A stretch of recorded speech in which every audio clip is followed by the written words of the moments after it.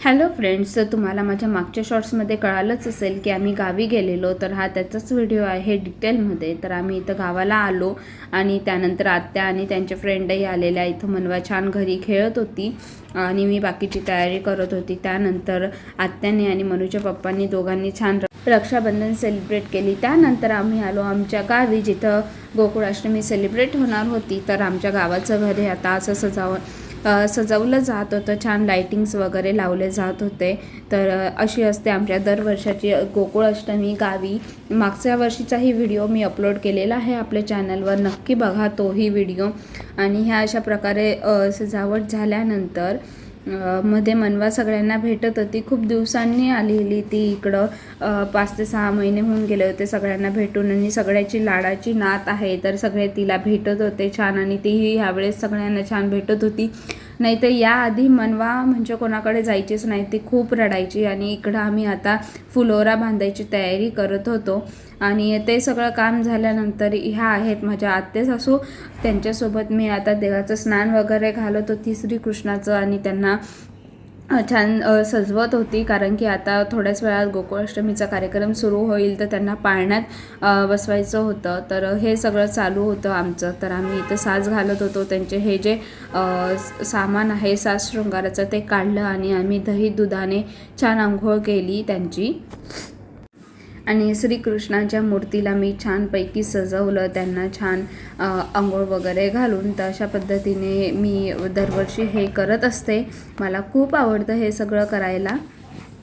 आणि माझ्यासोबत हे सगळं मनवालाही खूप आवडतं. तीही माझ्याबरोबर बसते आणि हे सगळं बघते, कधी कधी मदतही करू लागते. तिला खूप आवडतं आणि मलाही खूप म्हणजे आनंद होतो की ती हे सगळं बघते आणि तिला ह्या सगळ्या गोष्टी आपल्या परंपरा जपायला आवडत आहेत. आणि इथं ही सगळी तयारी झाल्यानंतर आता हे बाकीचे बाहेर जिथं गोकुळाष्टमीचा कार्यक्रम होणार होता तिथं आम्ही पाळणा वगैरे सजवला. बाकीचे जे देव होते आमचे विशेष होते ते तिथं ठेवले, कारण आम्ही महानुभाव पंथी आहोत. गौरी मॅडमांची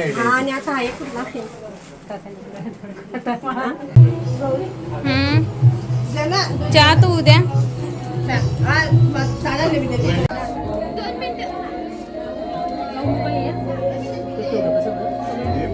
आई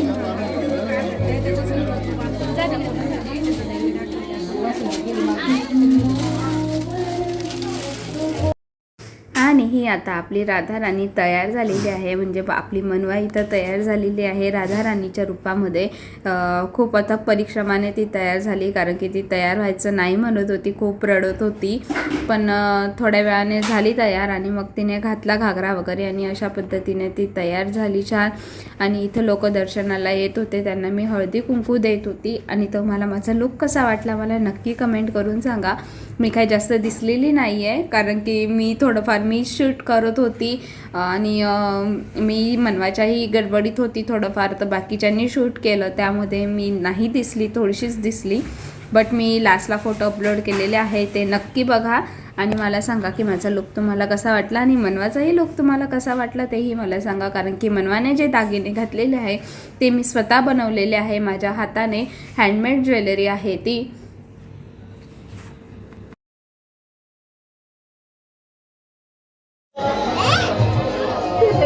तुम्हाला जर ती ज्वेलरी घ्यायची असेल तर मला कमेंटमध्ये सांगा, मी नक्की बनवून देईल. आणि इथं आमचा भजनाचा कार्यक्रम सुरू होता. भजनाचा दरवर्षी आमच्याकडे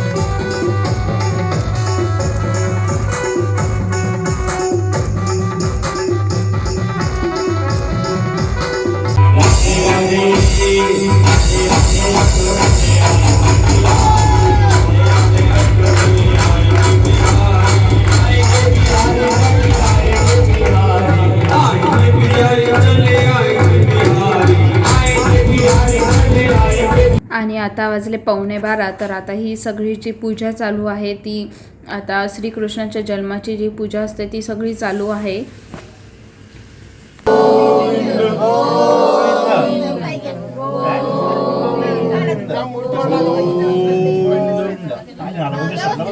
नारळ पकडा नाही ना मरती वायर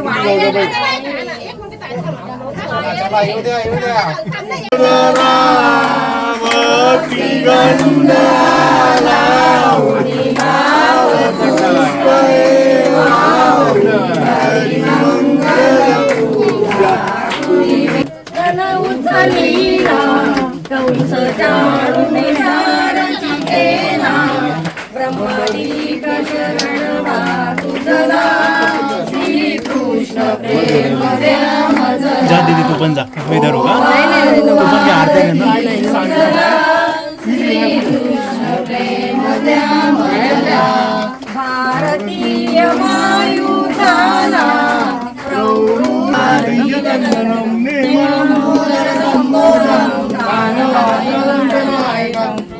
नमामि गोविंदम